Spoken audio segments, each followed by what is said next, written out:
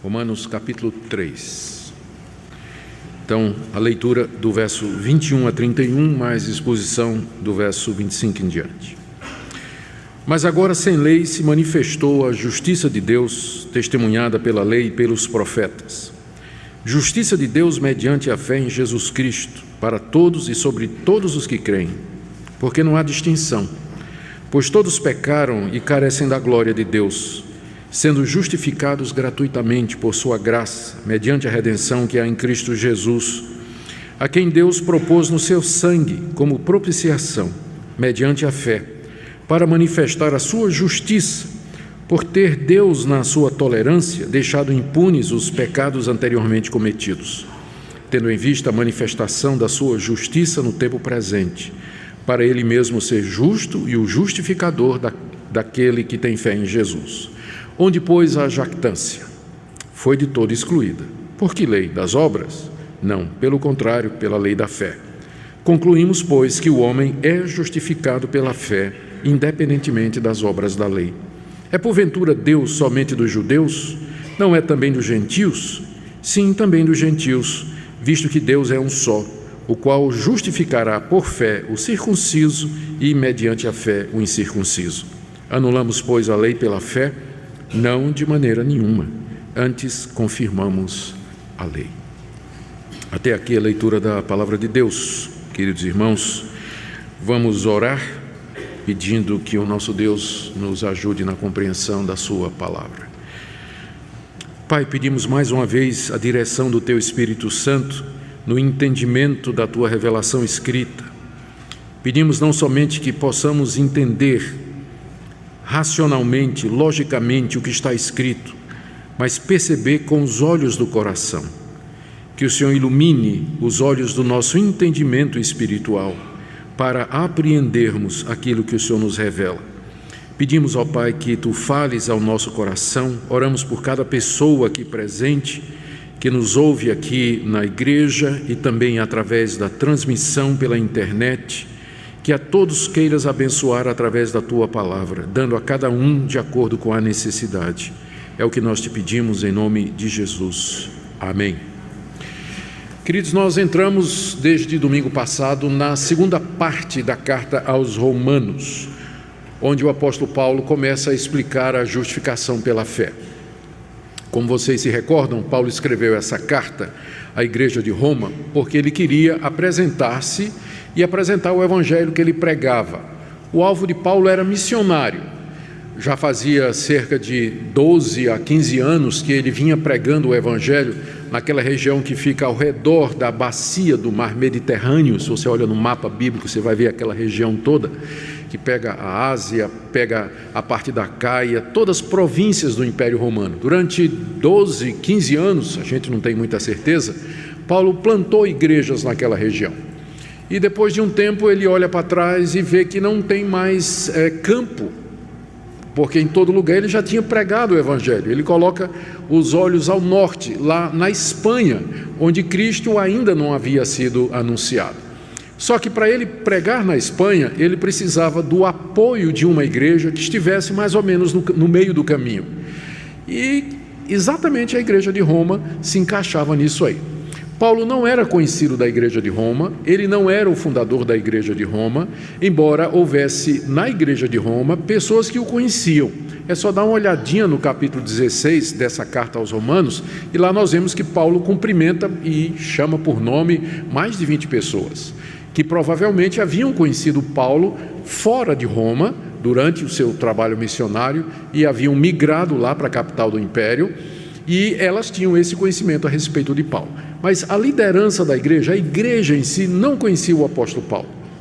Então, é necessário que o apóstolo Paulo se apresente à igreja de Roma e que exponha os seus planos de pregar o evangelho na Espanha e indague da igreja se a igreja estaria disposta a apoiá-lo nesse trabalho missionário. Só que Paulo sabia que a reputação dele entre os judeus não era lá muito boa, e especialmente em Roma havia uma comunidade muito grande de judeus, a ponto de que alguns anos antes, de Paulo escrever essa carta, o imperador Cláudio expulsou os judeus de Roma, porque eles eram tantos e a influência deles na política e no comércio era tão grande que ele mandou os judeus irem embora de Roma, não é? E como o império não fazia a diferença entre judeu e cristão naquela altura, para eles os cristãos eram uma seita do judaísmo, então muitos cristãos também foram mandados embora. Tem até um autor pagão daquela época, um historiador daquela época, não tinha nada de cristão, ele até registra esse fato e diz que o imperador Cláudio acabou expulsando os judeus de Roma por causa da instigação de um tal de Cresto. Mas quem seria esse Cresto? E se fosse Cristo?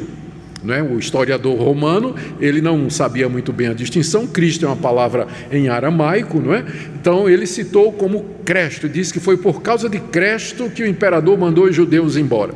Então alguns estudiosos até acham que o que aconteceu é que a igreja cresceu tanto em Roma, e os judeus com toda aquela perseguição, que o imperador, que não sabia a distinção entre um e outro, só ouvia falar do tal de Cristo, ele mandou expulsar todo mundo que seguia Cristo ou Cresto, E aí, nessa saída de Roma, saiu aquele famoso casal, Áquila e Priscila, que Paulo encontra mais adiante, se tornam companheiros, fazedores de tendas e tudo mais. Então, Paulo sabia que lá em Roma, o nome dele não era lá muito bem visto, E havia na igreja muita gente que tinha vindo do judaísmo e que tinha questões a respeito do apóstolo Paulo. Corria boatos de que Paulo era um mercenário, que Paulo havia traído a fé dos seus ancestrais, que ele ensinava uma outra mensagem que não era a mensagem do verdadeiro Deus, que ele desanimava os judeus a seguirem a tradição dos seus pais. Então, o apóstolo Paulo, nessa carta preparatória para a visita dele, ele antecipa alguma das questões que ele sabe que quando ele chegar lá em Roma, vão perguntar para ele. Então é por isso que a carta aos Romanos ela pode ser definida como uma carta missionária, onde Paulo apresenta o evangelho que ele prega à luz das questões judaicas daquela época. É por isso que na carta você tem tanta referência à lei de Moisés, obras da lei, circuncisão, ele fala de Abraão, ele fala de Davi, fala dos patriarcas, fala de Israel, está cheia de referências ao Antigo Testamento, a carta, exatamente porque o ambiente que a carta encontraria era esse ambiente judaico e que não era exatamente um ambiente muito favorável ao apóstolo Paulo. Então ele divide a sua carta em 5 ou 6 partes. Na primeira parte, ele mostra a perdição de todos os homens. Todos os homens estão perdidos, inclusive os pagãos que estão lá na Espanha. Por isso que eu preciso pregar o evangelho para eles. Eles nunca ouviram falar de Deus, mas eles estão perdidos do mesmo jeito por conta da revelação que Deus fez de si mesmo na natureza e na consciência deles. Mas não só eles, os judeus também estão perdidos, porque eles receberam a lei de Deus, mas eles não guardam a lei de Deus, eles não cumprem a palavra de Deus. Então judeus e gentios estão todos perdidos, e é por isso que eu preciso pregar o evangelho. Não me envergonhe do evangelho, porque é o poder de Deus para a salvação de todo aquele que crê, primeiro do judeu e também do gentio, diz ele logo no começo da carta. Então os capítulos 1, 2 e até metade do 3, nesses capítulos o apóstolo Paulo fala da perdição de toda a raça humana. E agora, metade do capítulo 3 até o final do capítulo 5, ele vai expor de que maneira o Deus justo salva pecadores de entre os gentios e de entre os judeus, que é mediante a fé em Jesus Cristo. Do capítulo 6 até o capítulo 8, ele vai explicar de que maneira as pessoas que são salvas pela fé em Jesus Cristo, judeus e gentios, elas devem viver aqui nesse mundo. Ele vai falar de como Cristo nos liberta do poder do pecado, capítulo 5, ele vai falar da nossa união com Cristo, que é a base para a nossa salvação e santificação, capítulo 5, ele vai falar como Cristo nos liberta do pecado, capítulo 6, ele vai falar como Cristo nos liberta da lei, capítulo 7, vai falar da vida no Espírito, capítulo 8, e de 9 até 11 ele começa a falar de Israel. O que é que vai ser da nação de Israel? Será que Deus abandonou os judeus? Tem ainda um plano para os judeus? É a parte em que ele trata de escatologia, não é? E aí de 12 até o final, ele dá orientações práticas para a igreja. Ele fala a respeito dos dons espirituais, unidade, vida de santidade, como se relacionar com os irmãos em questões de diferença de opinião. E ele termina no capítulo 14 e 15 falando dos seus planos de ir para Roma e de ir para a Espanha, mas antes passar em Roma e receber o apoio da igreja para esse empreendimento missionário. O capítulo 16 são saudações que ele faz. Então nós estamos aqui no início do capítulo 2, em que Paulo está, no início da segunda parte da carta, onde o apóstolo Paulo está falando da justificação pela fé, como Deus justifica pecadores. E no domingo passado nós vimos, do verso 21 até o verso 24, os seguintes pontos que Paulo fala a respeito do caminho de Deus. Ele diz que Deus é justo, mas Deus justifica pecadores. É assim que ele nos salva, através de uma justiça que não é nossa, mas a justiça de Jesus Cristo, que nos é aplicada, que nos é imputada. E essa aplicação da justiça de Deus, e portanto da sua salvação, acontece sem as obras da lei. Não é alguma coisa que nós merecemos, não é porque nós temos o direito, não é alguma coisa que se originou em nós, mas é o próprio Deus que gratuitamente nos oferece essa justificação. Ela estava ensinada no Antigo Testamento, desde o início do mundo, mas estava na forma de símbolos, de figuras, estava meio que velado, mas agora, no tempo presente, com a vinda de Jesus Cristo, essa justiça de Deus, a maneira pela qual ele justifica pecadores, ficou clara, com o testemunho, inclusive, do Antigo Testamento. Ele ensina que Deus dá gratuitamente essa justiça mediante a fé em Jesus e que a base dessa justiça que Deus nos dá é a redenção que há em Cristo Jesus. E aqui, isso foi até o verso 24, né? De 21 até 24. A partir do verso 25, o que a gente percebe é uma preocupação do apóstolo Paulo em explicar aos seus leitores de Roma o que poderia ter parecido uma injustiça da parte de Deus. A questão é a seguinte: se somente agora, com a morte de Cristo Jesus, Deus manifesta a sua justiça e a sua salvação, não teria Deus sido injusto com os que viveram antes de Cristo, deixando de castigá-los? Porque o pecado existe desde Adão. Cristo veio milhares de anos depois. Então, nesse período, né, Deus não destruiu a humanidade como deveria destruir, porque o salário do pecado é a morte e Deus é justo. Deus conviveu com o pecado da humanidade e não destruiu a humanidade como ele deveria fazer, já que ele é justo. Então, como explicar isso? É o ponto de Paulo agora. Ele vai dizer que Deus, na sua paciência, deixou impunes os pecados cometidos antes de Cristo, porque ele estava aguardando o momento de manifestar a sua justiça. O pecado foi castigado, seria castigado. Em Cristo Jesus, Deus castigou os pecados, antes de Cristo e depois de Cristo. Então, antes de Cristo, ele estava sendo paciente, não destruiu a humanidade, porque aguardava a plenitude dos tempos, quando seu filho haveria de vir e na cruz do Calvário oferecer um sacrifício completo pelo pecado, pagando a culpa do pecado, apaziguando a ira de Deus. Então é isso que ele explica aqui do verso 25 até o final, no verso 31. Nós vamos seguir então a passagem. Há vários pontos aqui que Paulo está fazendo. Eu quero examinar 4 ou 5 declarações dele e terminar com algumas aplicações, assim nos permita Deus. E vamos começar com a primeira declaração, que está aí no verso 25. No verso 24 ele diz que nós somos justificados gratuitamente pela graça de Deus mediante a redenção que há em Cristo Jesus. E aí ele afirma: a quem? Jesus, né? O qual Deus propôs no seu sangue como propiciação mediante a fé. Essa é uma frase complicada que precisa de um pouco de atenção da nossa parte. Paulo está dizendo que Deus propôs a propiciação, o pagamento dos pecados, na pessoa de Jesus Cristo. Essa palavra aí, propor, significa apresentar alguma coisa publicamente, fazer uma oferta diante de todos, é uma manifestação pública de uma proposta. Ou seja, antes de Cristo, a intenção de Deus e o plano de Deus não eram assim tão claros. Estavam lá no Antigo Testamento, prefigurados nos símbolos, tipos e figuras. Nós vamos ver um deles daqui a pouco. Mas foi somente agora que Deus propôs, Deus apresentou publicamente o seu plano. Com a vinda de Cristo, essa proposta se torna pública. Agora todos podem ver, todos podem saber de que maneira Deus é justo em castigar o pecado em Cristo e dessa forma justificar pecadores. Ou seja, Deus apresenta à humanidade publicamente, claramente, o caminho pelo qual a humanidade pode se livrar da sua ira. Isso aqui é importante nós lembrarmos, porque o fulcro da questão é essa aqui.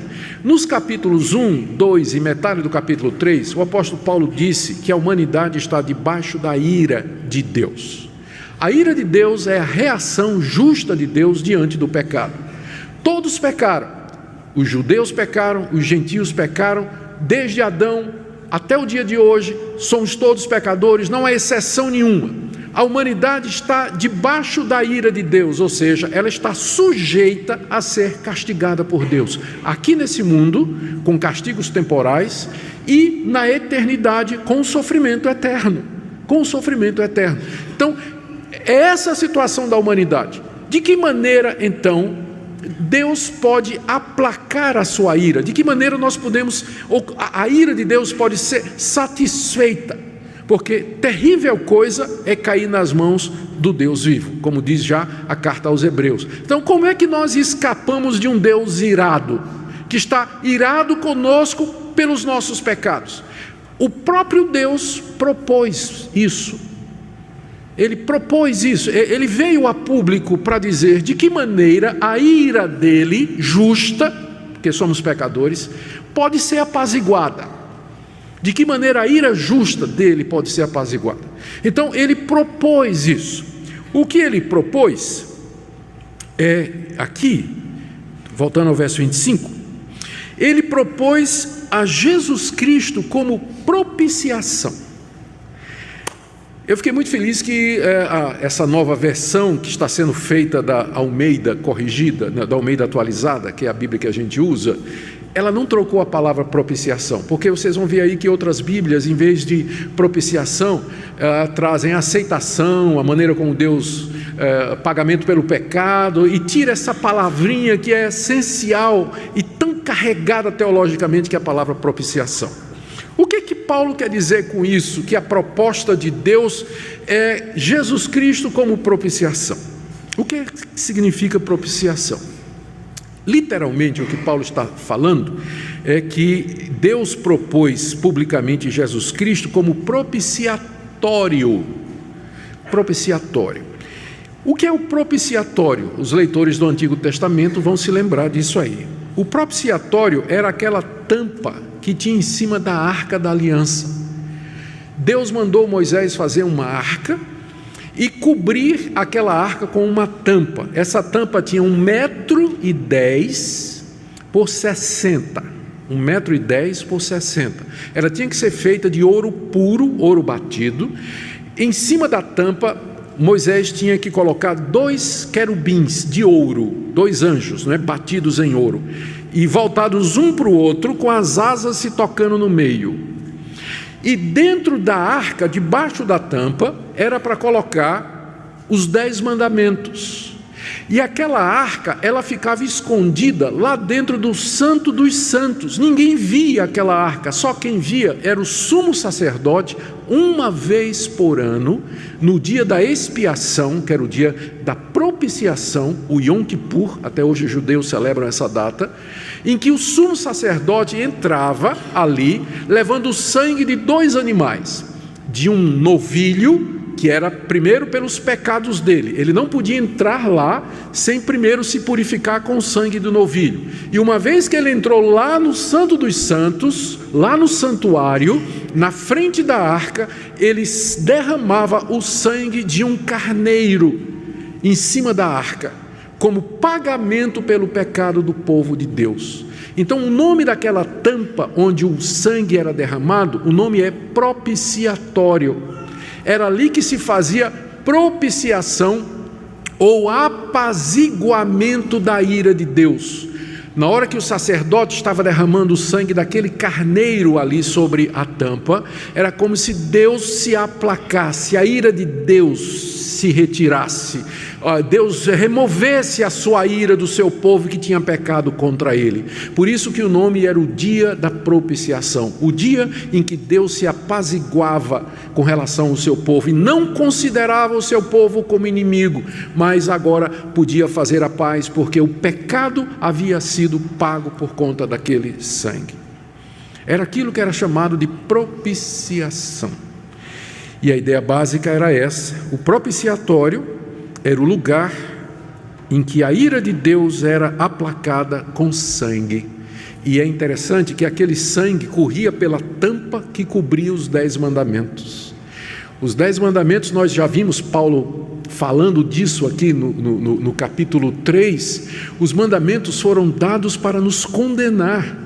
Eles são o libelo de acusação de Deus contra nós, são a prova da nossa corrupção, da nossa culpa, da justiça da nossa condenação.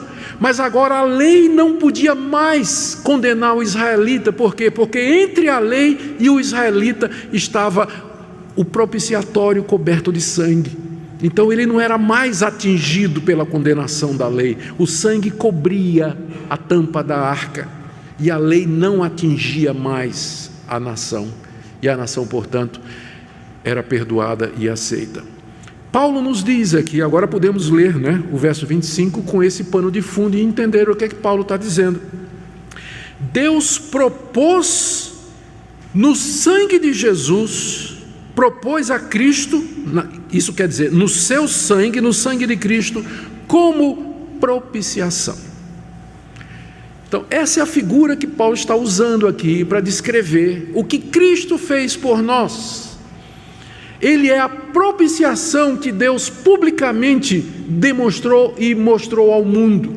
É dessa forma que Deus resolve o problema de como é que Ele pode continuar justo e perdoar pecadores injustos. A resposta é o propiciatório. É o sangue de Cristo derramado lá na cruz do Calvário, como propiciação pelos pecados do povo de Deus. Lá na primeira carta de João, capítulo 2, o apóstolo João se refere a Cristo exatamente nesses termos.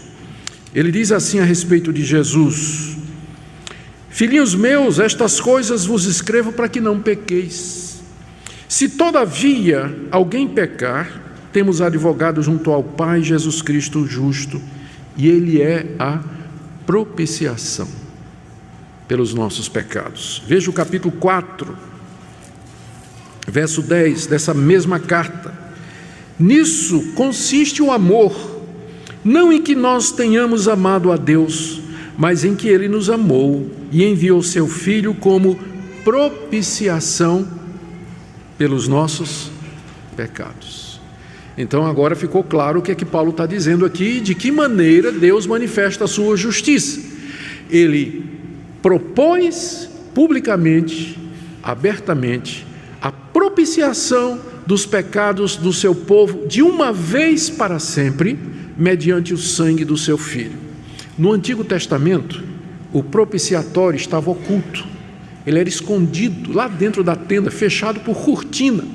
Mas agora é como se Deus tivesse rasgado a cortina e trazido o propiciatório a público e está dizendo: é dessa maneira que eu justifico pecadores. O meu Filho é o Cordeiro que eu mandei para tirar o pecado do mundo. É pelo sangue dele que eu posso perdoar pecadores e recebê-los como justos.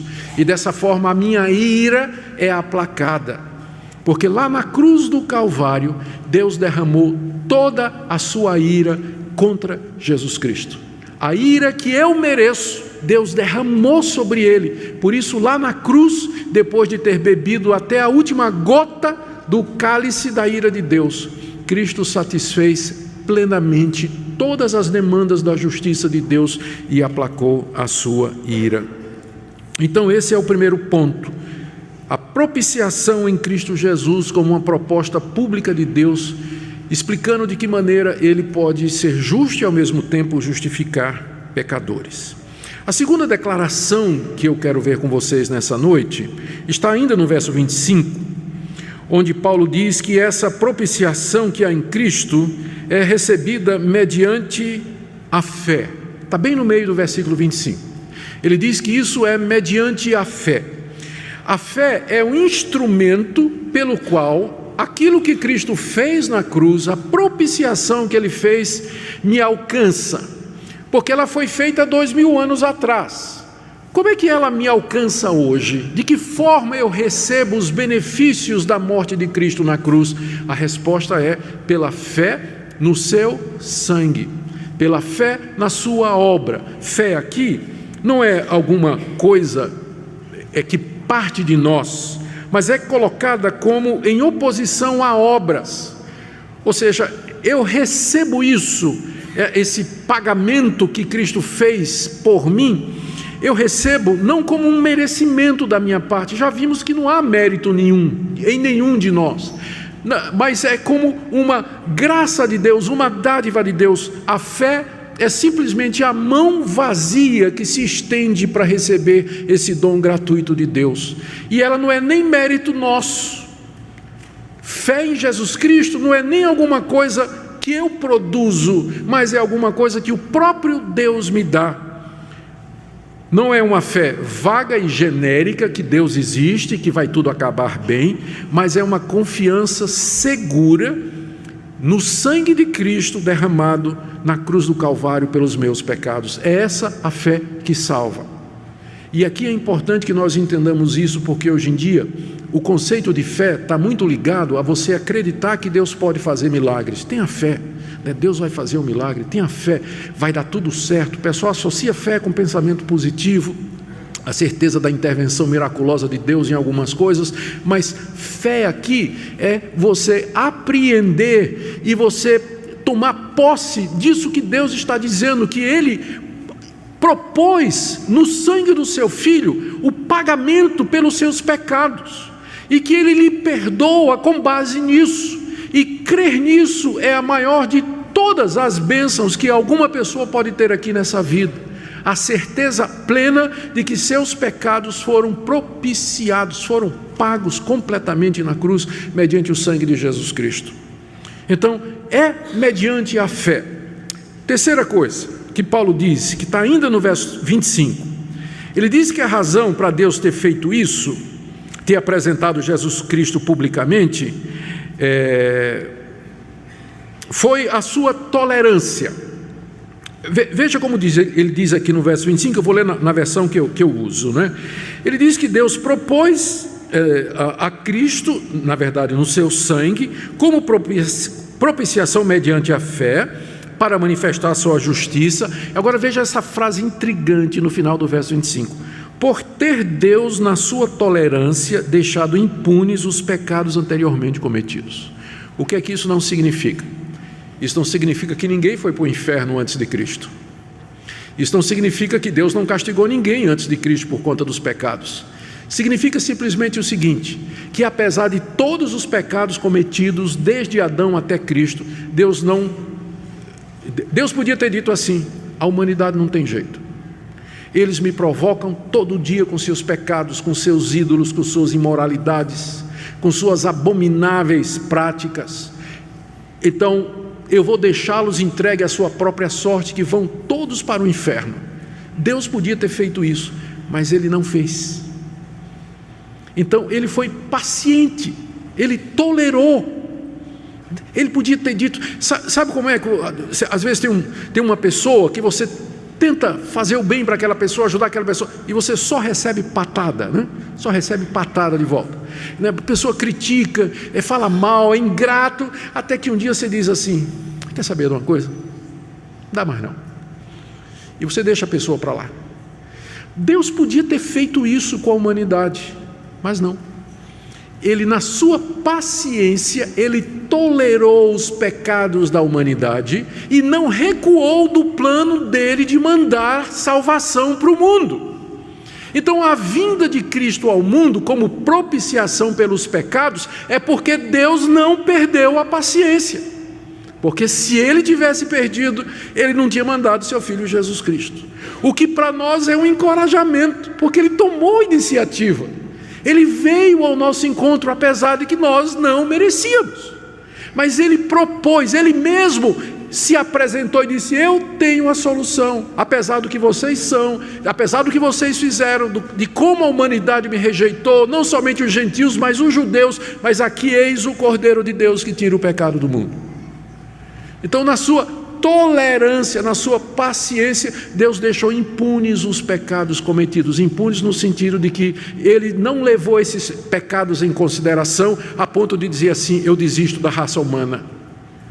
Mas apesar disso, de tudo que aconteceu, ele propôs publicamente, abertamente, seu Filho Jesus como pagamento pelos nossos pecados. É isso que, essa é a razão pela qual Deus mandou o seu Filho.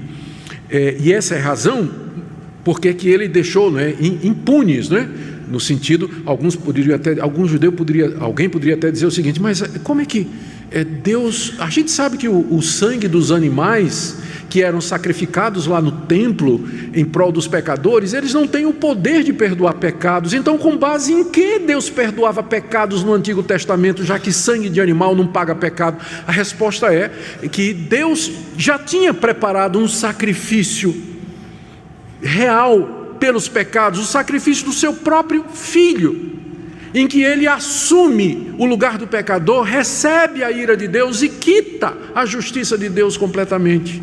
Então Deus olhava para o futuro. Nós dizemos, as pessoas perguntam: como é que então no Antigo Testamento as pessoas eram salvas antes de Cristo vir? A resposta é: eles eram salvos da mesma forma que nós somos salvos hoje. Sempre houve somente um caminho de salvação. No Antigo Testamento as pessoas eram salvas pela fé no sangue do Messias que haveria de vir. Hoje nós somos salvos pela fé no sangue do Messias que já veio. A diferença é só nossa posição na história. Eles estavam antes, nós estamos depois do centro da história, que é a vinda de Cristo. Mas o processo sempre foi o mesmo.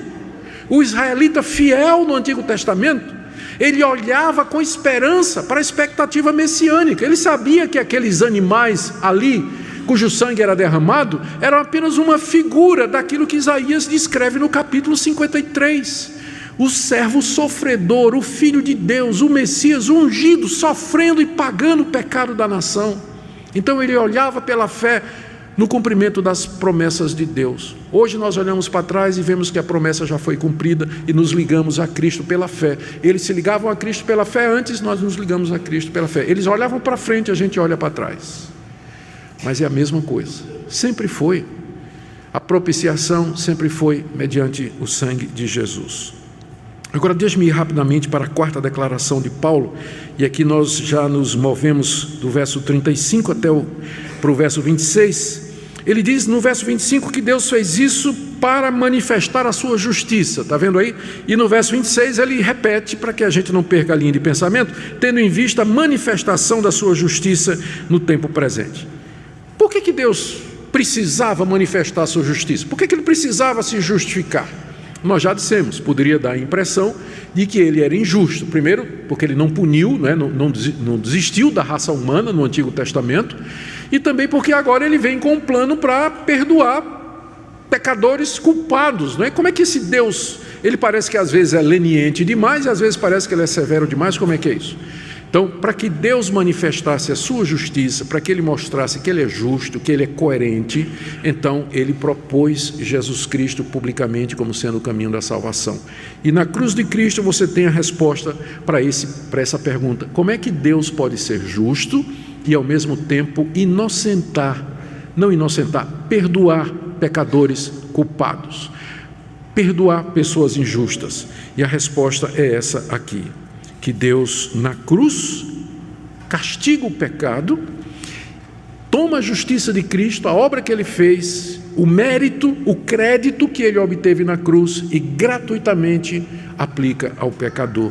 Ao mesmo tempo, ele é justo e justificador. É o que Paulo diz no verso 26. Veja aí comigo, tendo em vista a manifestação da sua justiça no tempo presente, para ele mesmo ser justo e justificador daquele que tem fé em Jesus.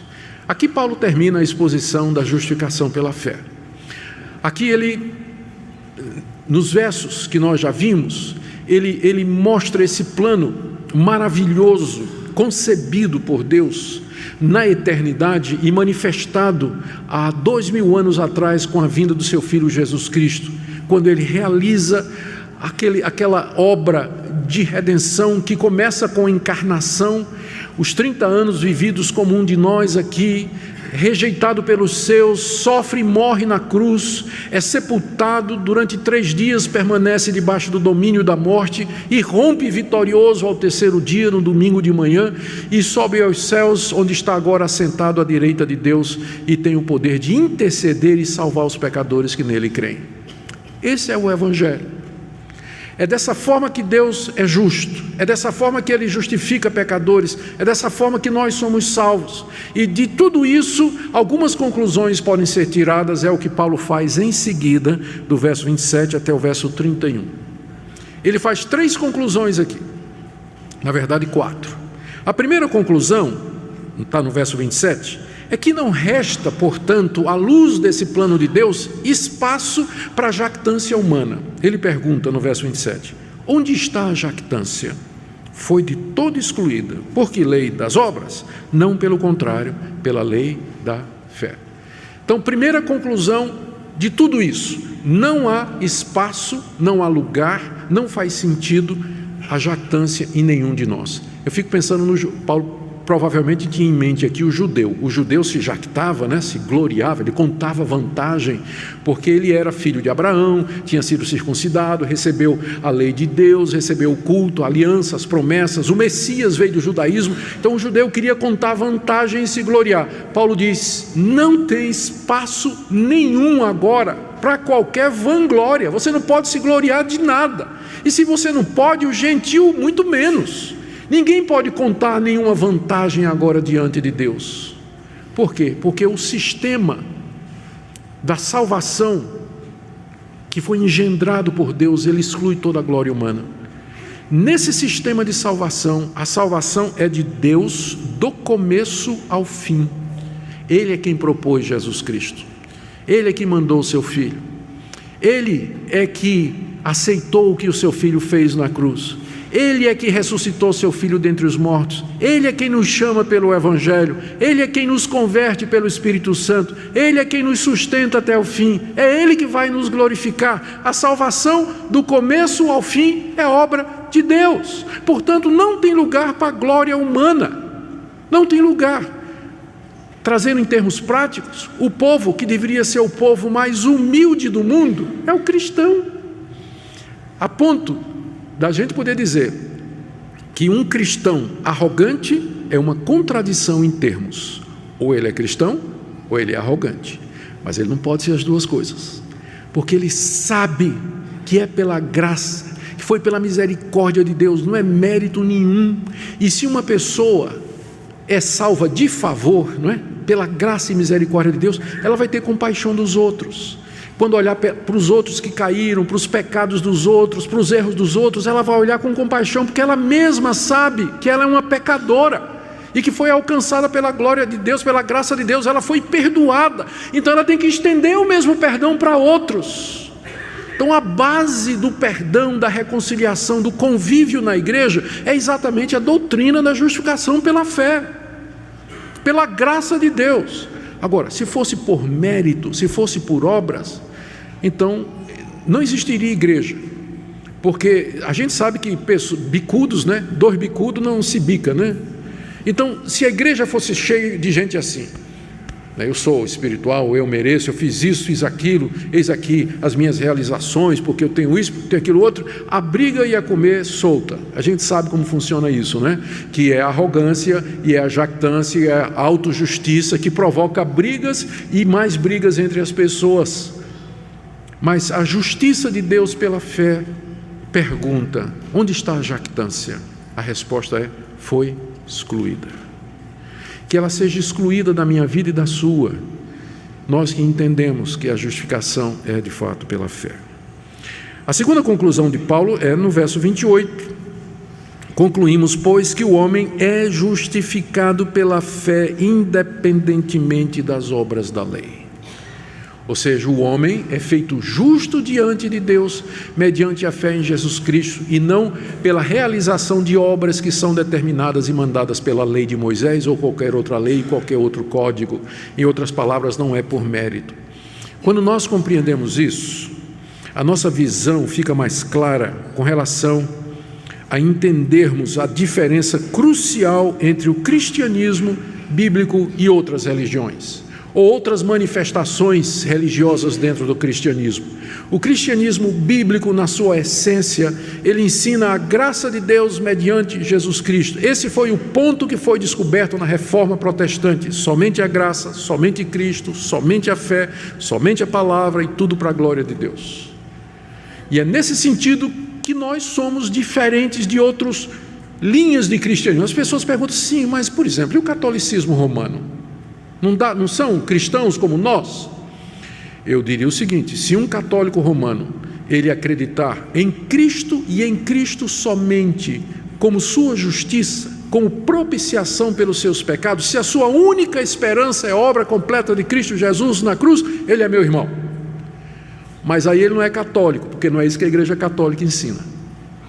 A Igreja Católica ensina a comediação de Maria, a intercessão dos santos, a participação nos sacramentos como sendo condição para que essa justificação seja obtida. Então, a grande questão não é que eles negam que a salvação é pela fé. O problema é o sinal do mais que vem depois. Nós dizemos, a justificação é pela fé. Eles não vão negar isso. Eles só vão dizer, mais Maria, mais mediação dos santos. E agora você pode aplicar isso para qualquer outra manifestação. Como é que é a salvação? Não, a salvação é pela fé em Cristo, mais dar o dízimo, mais campanha, mais guardar o sábado, mais... Então, se tiver um mais, já não é a doutrina bíblica da justificação pela fé, que é sem as obras da lei. É a conclusão de Paulo aqui no verso 28. Independentemente das obras da lei, é mediante a fé em Jesus Cristo. Terceira conclusão de Paulo, verso 29 e 30. Ora, e aqui ele está apelando para uma coisa que o judeu com certeza iria confirmar. Para o judeu só havia um Deus verdadeiro, e nesse ponto está corretíssimo, nós concordamos também. Só há um Deus, e se existe um só Deus, ele é Deus não só dos judeus, mas de todos os povos, ainda que os povos não o reconheçam e tenham lá os seus deuses. Mas se há um único Deus, ele é Deus de todos. É exatamente o argumento de Paulo. Verso 29. É porventura Deus somente dos judeus? Os judeus diziam, não, de jeito nenhum, nosso Deus, porque ele é o único Deus verdadeiro, é Deus de todos, só existe ele. Então ele é Deus de todas as nações. Resposta de Paulo, né? Sim, não, ele não é Deus também dos gentios? Sim, certamente também dos gentios. Verso 30. Visto que Deus é um só, ele justificará por fé o circunciso, que é o judeu, e mediante a fé o incircunciso, que é o gentio e o pagão. Ora, se Deus é um só, e ele é Deus de judeus e gentios, significa que o caminho dele é o mesmo para um e para outro. Não tem diferença entre judeu e gentio. Deus vai justificar tanto os judeus como os gentios mediante a fé em Jesus Cristo. Concorda? Ele perguntaria ao judeu, não é? E o judeu, se Deus é um só, e ele é Deus de todos os povos, e ele justifica o judeu pela fé, então ele deve justificar o gentio pela fé também. Não tem distinção nesse ponto. E aí no verso 31, a quarta conclusão do apóstolo Paulo, que na verdade não é uma conclusão, ou é uma conclusão também, mas ele está aqui antevendo uma pergunta. Olha só o verso 31. Anulamos, pois, a lei pela fé? Porque, com certeza, parece que ele está vendo a mãozinha levantada lá, né?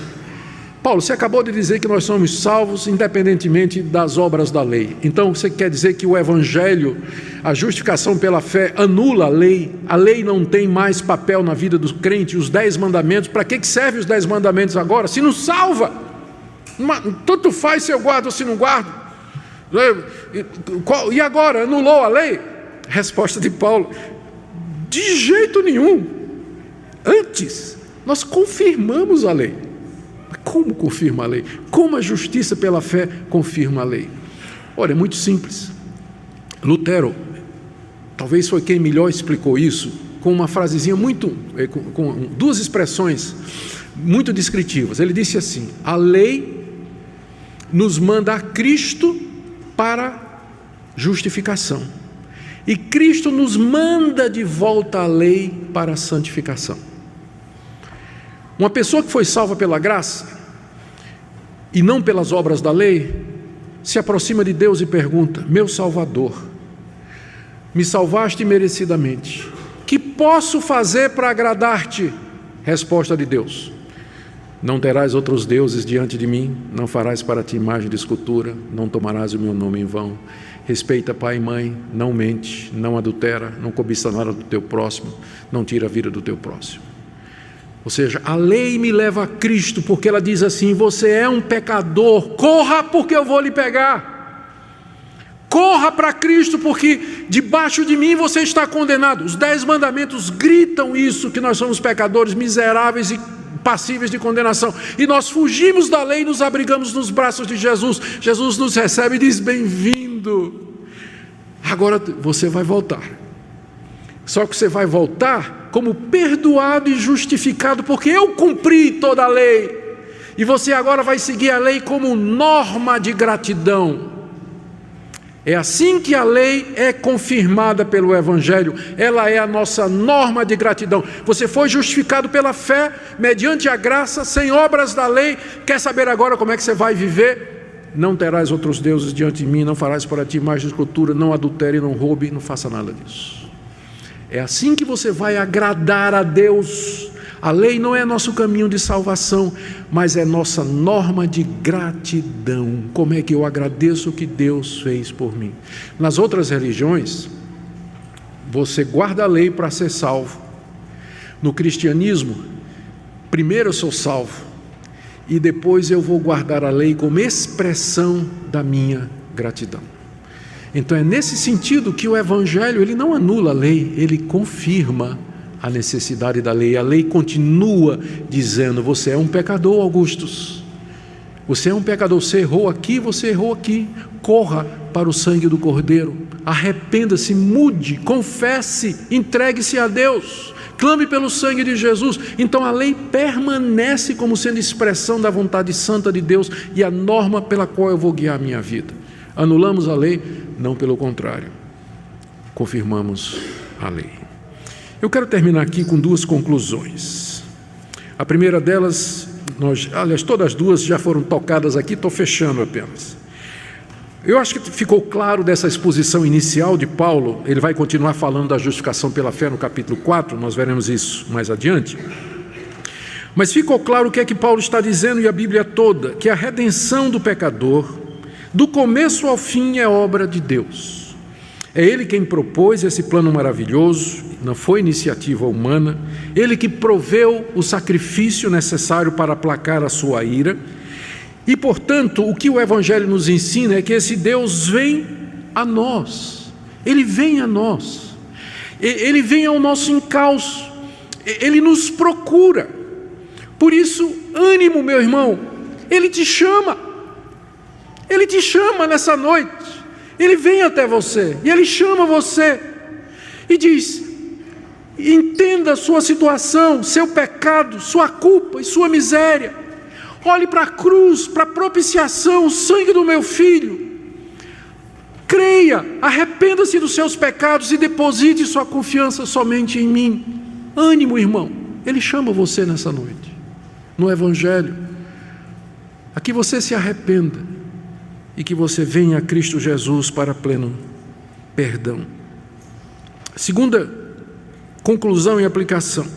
Está muito claro também no texto, a forma como Paulo explica, não somente aqui, mas na Bíblia toda, que a ira de Deus foi plenamente satisfeita em Cristo Jesus. Lá no Getsêmani, diante da perspectiva da cruz, Cristo 3 vezes disse: Pai, se é possível, passa de mim esse cálice. Esse cálice, aquele cálice que Cristo relutava em tomar, era o cálice da ira de Deus, cheio até a boca, espumando com a ira de Deus, que ele tinha que beber até a última gota.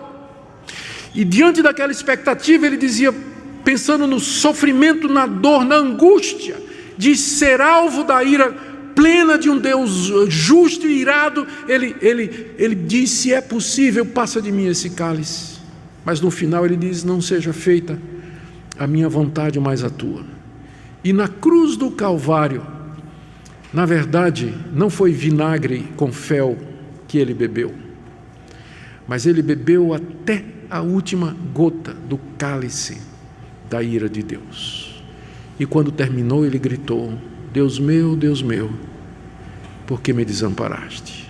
Porque naquela hora ele experimentou plenamente a ira de Deus sobre ele, a angústia profunda, indescritível da sua alma santa e inocente, ao ser punida com a ira infinita do Deus justo e santo. Por isso, toda vez que você se arrependeu, pediu perdão a Deus e continuou se sentindo culpado, num certo sentido você está menosprezando o que ele fez. Você está menosprezando o que ele fez. Eu queria que você entendesse nessa noite que já não há condenação para os que estão em Cristo Jesus, porque a ira de Deus se aplacou com relação a você, seu pecado foi pago, foi perdoado completamente. Cristo levou sobre si o castigo que você merecia e levou todo. Portanto, quando vem doença, não diga que Deus está com raiva de você, que Deus está me punindo pelos pecados. Quando vem uma tribulação, uma dificuldade na sua vida, não diga assim, a ira de Deus está sobre mim, porque se você já é de Cristo, não há mais nenhuma condenação, porque Ele propiciou na cruz completamente a ira de Deus, satisfez a justiça de Deus. Deus usa as aflições desse mundo para nos corrigir como filhos, é a mão bondosa deles. O mesmo acidente, a mesma catástrofe que significa a ira de Deus contra os ímpios, mas ao mesmo tempo para nós ela é santificada como um meio de correção, de bênção, de crescimento, de aperfeiçoamento do caráter. Nós sofremos aqui nesse mundo igual aos ímpios, só que para eles é juízo de Deus, é Deus começando a derramar a ira dele, que vai derramar no inferno completamente contra eles. Mas para nós é santificado pelo Espírito Santo as tribulações e aflições como meio de nós crescermos aqui. Por isso eu queria que nessa noite talvez você tenha que chegar para Deus e dizer, Deus me perdoa, porque eu tenho duvidado do sacrifício de Cristo, da eficácia do sacrifício. Eu não consigo aceitar que o Senhor me perdoa, eu não consigo me perdoar e nem aceitar que o Senhor me perdoa. Mas se confessarmos os nossos pecados, Ele é fiel e justo para perdoar os nossos pecados e nos purificar de toda injustiça. Que essa noite seja uma noite de gratidão, de louvor a Deus por tudo que Ele é, o que Ele fez por nós.